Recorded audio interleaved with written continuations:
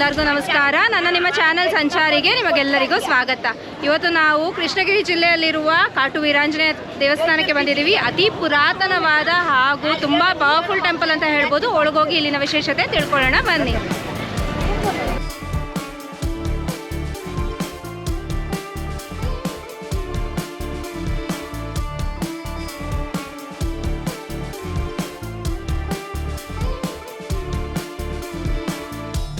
ಬಂದಿದ ತಕ್ಷಣ ಗಣೇಶ ಪುಟ್ಟ ಗುಡಿ ಇದೆ.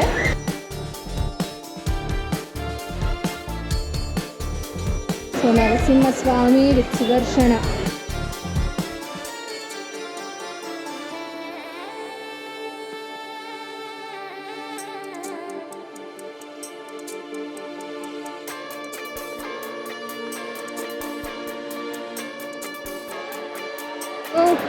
ನ್ಯಾಚುರಲ್ ಸ್ಟೋನ್ ಬಂಡೆ.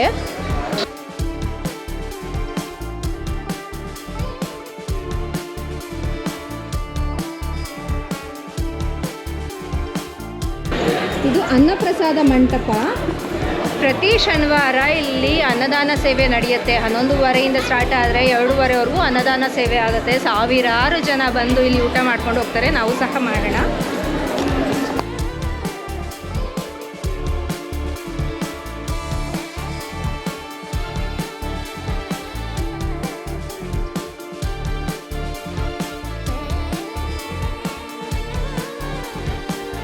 ಪೇಂಟಿಂಗ್ಸ್ ನೋಡಿ ಎಷ್ಟು ಚೆನ್ನಾಗಿ ಮಾಡಿದ್ದಾರೆ.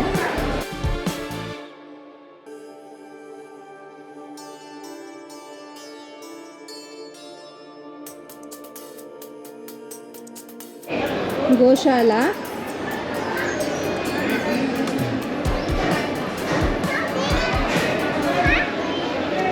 ಅಯ್ಯೋ ನಾನು ಇನ್ನೇನು ಮಾಡಲ್ಲಪ್ಪ. ಇಲ್ಲಿ ನೋಡಿ ಬಂಡೆಗೆ ಎಷ್ಟು ಚೆನ್ನಾಗಿ ಎಲಿಫೆಂಟ್ ಥರನೇ ಪೇಂಟಿಂಗ್ಸ್ ಮಾಡಿದ್ದಾರೆ.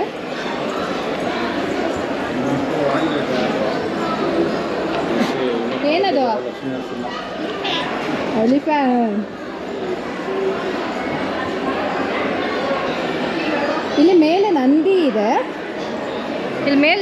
ಇದೆ. ಆ ನಂದಿ ಬೆಳೀತಾ ಇದೆಯಂತೆ. ನೋಡಿ, ಅದು ಉದ್ಭವ ನಂದಿ. ಬಂಡೆ ಮೇಲೆ ನಂದಿ ಬೆಳೀತಾ ಇರೋದು.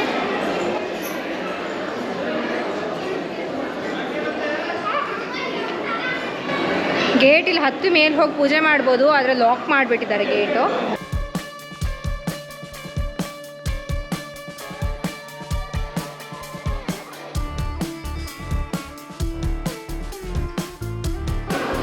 ಫ್ರೆಂಡ್ಸ್, ಇದು ಕಾಟು ವೀರಾಂಜನೇಯ ಸ್ವಾಮಿ ದೇವಾಲಯ. ಒಳಗಡೆ ವಿಡಿಯೋ ಅಲೋ ಮಾಡಿಲ್ಲ. ಒಳಗಡೆ ಹೋದರೆ ನಮಗೆ ಆಂಜನೇಯ ಸ್ವಾಮಿ ವಿಗ್ರಹ ಇದೆ, ಆ ಕಡೆ ನರಸಿಂಹಸ್ವಾಮಿ ಹಾಗೂ ಲಕ್ಷ್ಮೀ ವಿಗ್ರಹ ಇದೆ. ಈ ದೇವಾಲಯ ಬಂದು 1600 ವರ್ಷ ಹಳೆಯ ದೇವಾಲಯ ಅಂತೆ. ಇದು ಸ್ವಯಂಭೂ ವಿಗ್ರಹ. ಇದು ವ್ಯಾಸರಾಯರು ಬಂದು ಇಲ್ಲಿ ಪೂಜೆ ಮಾಡಿದ್ರು ಅಂತ ಇಲ್ಲಿ ಪುರೋಹಿತರು ಹೇಳ್ತಾರೆ, ಪುರಾಣಗಳಲ್ಲಿ ಇದೆಯಂತೆ. ಸೊ ಹಾಗಾಗಿ ತುಂಬ ಪುರಾತನವಾದ ದೇವಾಲಯ. ಆಗ 1600 ವರ್ಷ ಅಂದರೆ ನೀವು ಇಮ್ಯಾಜಿನ್ ಮಾಡ್ಕೊಳ್ಳಿ, ಇದು ಎಷ್ಟು ಮಾತ್ರ ಡೆವಲಪ್ಮೆಂಟ್ ಇರುತ್ತೆ ಅಲ್ವಾ. ಬರೀ ಕಾಡಿತ್ತಂತೆ. ಸೊ ಕಾಡಿನ ಮಧ್ಯೆ ಆಂಜನೇಯ ಸ್ವಾಮಿ ಉದ್ಭವ ಆಗಿರೋದ್ರಿಂದ ಈ ದೇವಾಲಯಕ್ಕೆ ಕಾಟು ವೀರಾಂಜನೇಯ ಸ್ವಾಮಿ ಅಂತ ಹೆಸರು ಬಂದಿದೆ. ಕಾಟು ಅಂದರೆ ತಮಿಳಲ್ಲಿ ಕಾಡು, ಅರಣ್ಯ ಅಂತ ಅರ್ಥ. ನೋಡ್ಬೋದು, ಇವತ್ತು ಶನಿವಾರ ಮಧ್ಯಾಹ್ನ 12 ಗಂಟೆ. ಸೊ ಕ್ರೌಡ್ ನೋಡಿ ಹೇಗಿದೆ.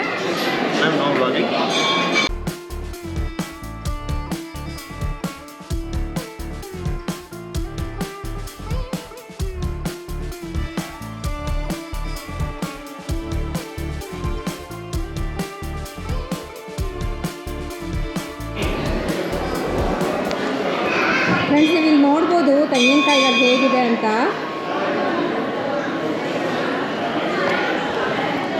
ಸೊ ಇಲ್ಲಿ ವಿಶೇಷತೆ ಬಂದು ಈ ಥರ ಕಾಯಿಗಳು, ಕಾಟು ವೀರಾಂಜನೇಯ ಅಂದರೆ ಈ ಥರ ತೆಂಗಿನಕಾಯಿ ಬ್ಯಾಗ್ಸ್ ಇರ್ತಾರೆ, ರೆಡ್ ಕಲರ್ ಬ್ಯಾಗು. 100 ರೂಪೀಸ್ ಕೊಟ್ಟರೆ ಅವರು ಕೂಪನ್ ಕೊಡ್ತಾರೆ ವಿತ್ ಡೇಟು. ಈ ಥರ ಬ್ಯಾಗ್ಸ್ ಹರಕೆ ಬ್ಯಾಗ್. ಇದು ನಾವೇನಾದರೂ ಅಂದ್ಕೊಂಡು ಹರಕೆ ಮಾಡಿಕೊಂಡು 11 ಸುತ್ತು ತೆಂಗಿನಕಾಯಿ ವಿಲೆದೆಲೆ ಹಾಗೂ ಅಡಿಕೆ ಇಟ್ಕೊಂಡು 11 ಸುತ್ತು ತಿರುಗಿ ಆಮೇಲೆ ಇಲ್ಲಿ ಕಾಯಿ ಕಟ್ಟೋದಕ್ಕೆ ಜಾಗ ಇದೆ. ಅಲ್ಲಿ ನಮ್ಮ ಹರಕೆಯನ್ನು ಹೇಳಿಕೊಂಡು ದೇವರ ಹತ್ರ ಪೂಜೆ ಮಾಡಿಸಿ ಕಾಯಿ ಇಟ್ಟು ಅಲ್ಲಿ ಕಟ್ಟಿ ಹೋಗಬೇಕು. 3 ತಿಂಗಳಲ್ಲಿ ನಾವು ಏನು ಅಂದ್ಕೊಂಡಿದ್ದೀವೋ ಅದು ಆಗುತ್ತಂತೆ. ಅದು ಏನಾದರೂ ನಮಗೆ ಆದರೆ ನಮ್ಮ ಹರಕೆ ಖಂಡಿತ ಆಗುತ್ತೆ ಅಂತ ಹೇಳ್ತಾರೆ. ಆದರೆ 3 ತಿಂಗಳೊಳಗಡೆ ಬಂದು ಮತ್ತು ಆ ಕಾರ್ಡ್ ಕೊಟ್ಟಿರ್ತಾರಲ್ಲ, ಆ ಕಾರ್ಡ್ ತಂದು ಇಲ್ಲಿ ಸಬ್ಮಿಟ್ ಮಾಡಿ ನಮ್ಗೆ ಕಟ್ಟಿರೋ ಕಾಯಿನ ಬಿಚ್ಚಿಬಿಟ್ಟು ನಮಗೆ ಕೊಡ್ತಾರೆ. ಅದನ್ನು ಮತ್ತೆ ದೇವ್ರ ಹತ್ರ ಓಡಿಸಿ ಪೂಜೆ ಮಾಡಿಸ್ಕೊಂಡು ಹೋಗಿ ಮನೆಯಲ್ಲಿ ಏನಾದರೂ ಪ್ರಸಾದ ಮಾಡಿಕೊಂಡು ತಿನ್ನಬೇಕಾಗತ್ತೆ. ಅದು ಇಲ್ಲಿ ಬರ್ತೈತಿ. ಹಾಗೂ ಇಲ್ಲಿ ಎಷ್ಟು ವಿಶೇಷ ಅಂದರೆ ಏನಾದರೂ ಅಂದ್ಕೊಂಡು ನಾವು ಆ ಕಾಯಿ ಕಟ್ಟಿದ್ರೆ ಖಂಡಿತ ಆಗುತ್ತೆ ಇಲ್ಲಿ. ಸೊ ಹಾಗಾಗಿ ಇಲ್ಲಿ ತುಂಬ ಜನ ನೋಡ್ಬೋದು. ಬೆಂಗಳೂರಿಂದ ಅಂತೂ ಎಷ್ಟು ಜನ ಬರ್ತಾರೆ ಗೊತ್ತಾ. ಈಚೆ ಕಾರ್ ಪಾರ್ಕಿಂಗ್ ಸಹ ನಮಗೆ ಸಿಗಲಿಲ್ಲ. ಇವತ್ತು ಶನಿವಾರ, ತುಂಬ ವಿಶೇಷ. ಈ ದೇವಾಲಯದಲ್ಲಿ ಶನಿವಾರ ಹಾಗೂ ಮಂಗಳವಾರ ತುಂಬ ವಿಶೇಷ ಪೂಜೆಗಳು ನಡೆಯುತ್ತೆ.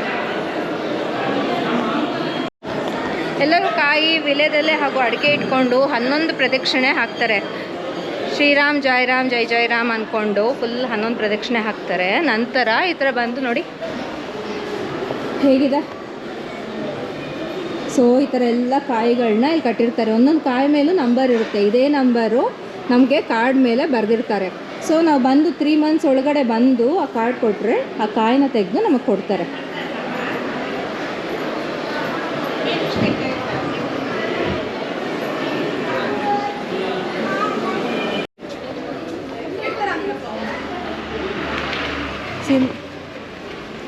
ನೋಡಿ, ನಾವು ಕೊಟ್ಟಿರೋ ತೆಂಗಿನಕಾಯಿ ಹರಕೆ ನಂತರ ಬಂದರೆ ಈ ಥರ ಓಪನ್ ಮಾಡಿಬಿಟ್ಟು ಕೊಡ್ತಾರೆ. ಈ ಥರ ಬಿಚ್ಚಿಬಿಟ್ಟು ತೆಂಗಿನಕಾಯಿ ಕೊಡ್ತಾರೆ. ಇದನ್ನು ನಾವು ಹೊಡೆಸ್ಬಿಟ್ಟು ಪೂಜೆ ಮಾಡಿಸ್ಕೊಂಡು ಹೋಗಬೇಕು. ಇನ್ನೊಂದೇನು ಅಂದರೆ 3 ತಿಂಗಳೊಳಗಡೆ ಹರಕೆ ಕಂಪ್ಲೀಟ್ ಆಗುತ್ತೋ ಇಲ್ವೋ ಅನ್ನೋ ಡೌಟ್ ಇರುತ್ತೆ. ನನಗೂ ಸಹ ಇದೆ. ನಾವು ಲಾಸ್ಟ್ ಟೈಮ್ ಬಂದಾಗ ನಾವು ತುಂಬ ಸಲ ಈ ಟೆಂಪಲ್ಗೆ ಬಂದಿದ್ದೀವಿ. ಲಾಸ್ಟ್ ಟೈಮ್ ಬಂದಾಗ ತುಂಬ ದಿನ ಆಗೋಗಿತ್ತು. ನಾವು ಕಟ್ಟಿರೋ ತೆಂಗಿನಕಾಯಿ ನಮಗೆ ಸಿಗಲಿಲ್ಲ. ಅವಾಗೇನು ಮಾಡ್ತಾರೆ, ಇಲ್ಲಿರೋ ತೆಂಗಿನಕಾಯಿ ಒಂದು ಪೂಜೆ ಮಾಡಿಸ್ಕೊಂಡು ಹೋಗೋದಕ್ಕೆ ಕೊಡ್ತಾರೆ.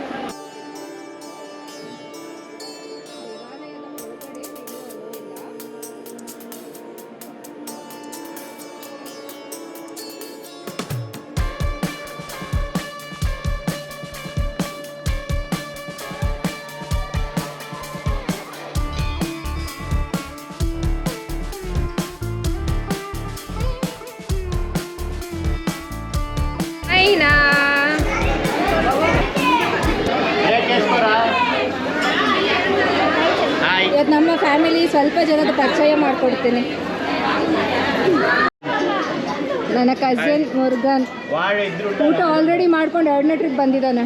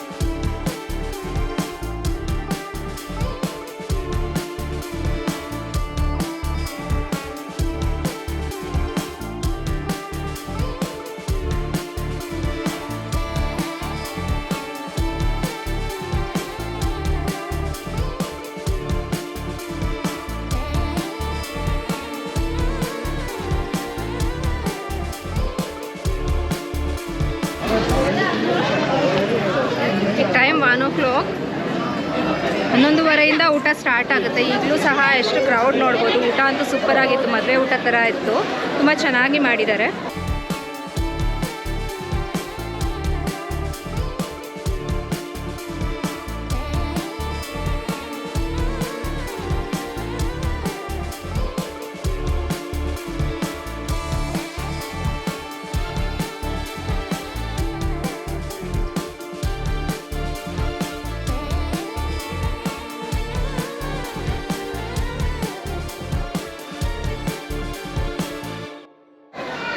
ಈ ದೇವಾಲಯ ನಮ್ಮ ಬೆಂಗಳೂರಿಂದ ತುಂಬ ದೂರ ಅಂತ ಏನು ಅನ್ಕೊಂಬೇಡಿ, ಜಸ್ಟ್ 100 ಕಿಲೋಮೀಟರ್ಸ್ ಅಷ್ಟೇ. ಹೊಸೂರಿಂದ ಕೃಷ್ಣಗಿರಿ ಡಿಸ್ಟ್ರಿಕ್ಟ್ ಇದು. ಸ್ಟಾರ್ಟಿಂಗಲ್ಲೇ ಕೃಷ್ಣಗಿರಿ ಎಂಟ್ರಿ ಆಗ್ತಾ ಇರೋ ಹಂಗೆ ನಿಮಗೆ ಈ ದೇವಾಲಯ ಸಿಗುತ್ತೆ.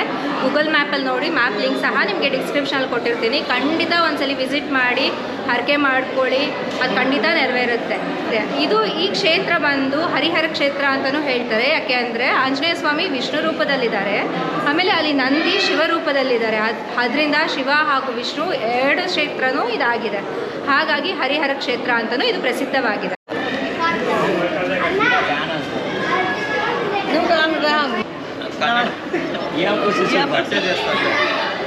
ನಮ್ಮ ದೊಡ್ಡಪ್ಪ ಕೃಷ್ಣಗಿರಿನಲ್ಲಿ ಇದ್ರು, ಈಗ ನಮ್ಮ ಬೆಂಗಳೂರಿಗೆ ಬಂದ್ಬಿಟ್ಟಿದ್ದಾರೆ. ಜೈ ಶ್ರೀರಾಮ್. ಹಾಯ್ ಹಾಯ್, ಗಳಿಸ್ರಿ. ಒಳ್ಳೆ ಗಾಳಿ.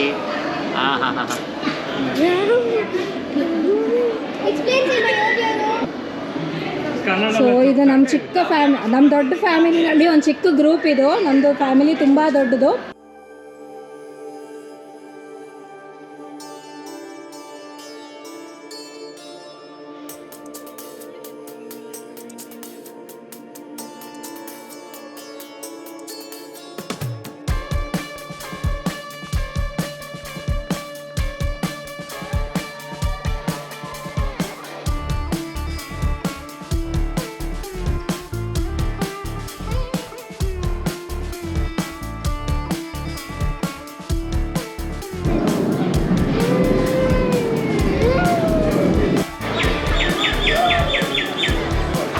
ಫ್ರೆಂಡ್ಸ್, ಇದು ಕಾಟು ವೀರಾಂಜನೇಯ ದೇವಾಲಯದ ವಿಶೇಷತೆಗಳು. ನಿಮ್ಗೆ ಆದಾಗ ತಮಿಳ್ನಾಡಿಗೆ ಹೋಗುವಾಗ ಖಂಡಿತ ಇಲ್ಲೊಂದು ಶಾರ್ಟ್ ವಿಸಿಟ್ ಮಾಡ್ಕೊಂಡು ಹೋಗಿ. ತುಂಬ ಚೆನ್ನಾಗಿದೆ ದೇವಾಲಯ. ಸೊ ಇಲ್ಲಿಗೆ ನಾನು ಈ ಎಪಿಸೋಡ್ ಮುಗಿಸ್ತಾ ಇದ್ದೀನಿ. ನಮಗೂ ನಿಮಗೂ ಎಲ್ಲರಿಗೂ ಒಳ್ಳೆಯದಾಗಲಿ ಅಂತ ಕೇಳ್ಕೊಳ್ತಾ ಧನ್ಯವಾದಗಳು. ನಾನು ನಿಮ್ಮ ಸಂಚಾರಿ, ಬನ್ನಿ ಜೊತೆಗೆ ಮಾಡೋಣ ವಿಹಾರಿ.